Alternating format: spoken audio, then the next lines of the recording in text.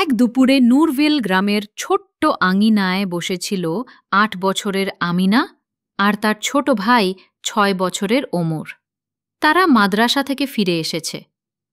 আজ তাদের শিক্ষক এক আশ্চর্য কাহিনী শুনিয়েছিলেন।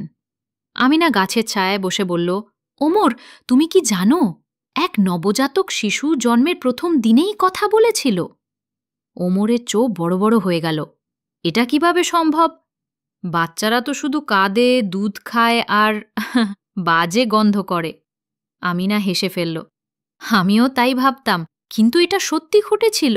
আল্লাহ চাইলেই সব হয়। শোনো, আমি বলছি, অনেক দিন আগে ফিলিস্তিন দেশে ছিলেন এক সৎ ও পবিত্র নারী, মরিয়ম আলাইহাসসালাম। তিনি আল্লাহর এবাদতে সময় কাটাতে ভালোবাসতেন। একদিন আল্লাহর পক্ষ থেকে এক ফেরেশতা এলেন সুসংবাদ নিয়ে। ফেরেশতা বললেন, হে মরিয়ম, আল্লাহ তোমাকে বেছে নিয়েছেন। তোমার একটি বিশেষ সন্তান হবে, বাবা ছাড়াই। তার নাম হবে ঈসা আলাইহিসসালাম। মরিয়ম অবাক হয়ে জিজ্ঞাসা করলেন, কিভাবে সম্ভব? আমার তো কোনো স্বামী নেই। ফেরেশতা বললেন, আল্লাহ যখন কোনো কিছু করতে চান, তিনি শুধু বলেন, হয়ে যা, আর তা হয়ে যায়। মরিয়ম একটি শান্ত স্থানে চলে গেলেন, খেজুর গাছের ছায়ায়। সেখানে জন্ম নিলেন ছোট্ট ঈসা।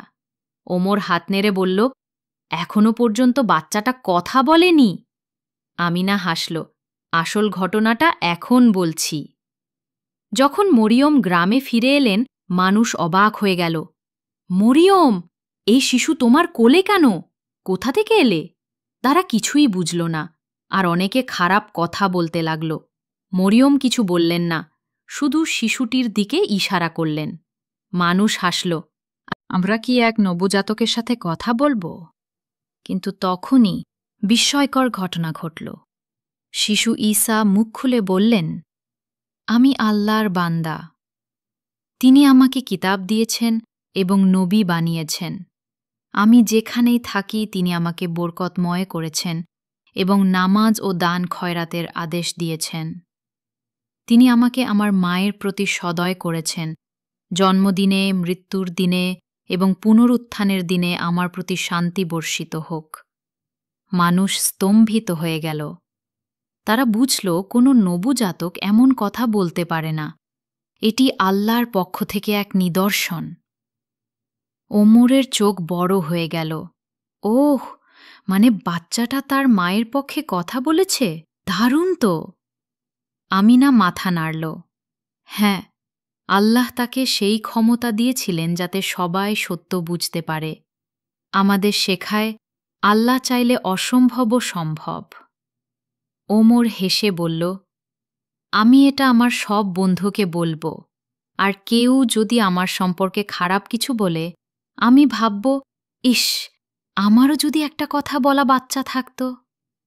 দুজনেই গাছের ছায়ায় হেসে উঠল, আর তাদের মনে শান্তি নেমে এলো। আল্লাহ সব কিছু করতে পারেন। নৈতিক শিক্ষা, আল্লাহ চাইলে অসম্ভবও সম্ভব হয়ে যায়। তাই সব সময় তার উপর ভরসা রাখতে হবে।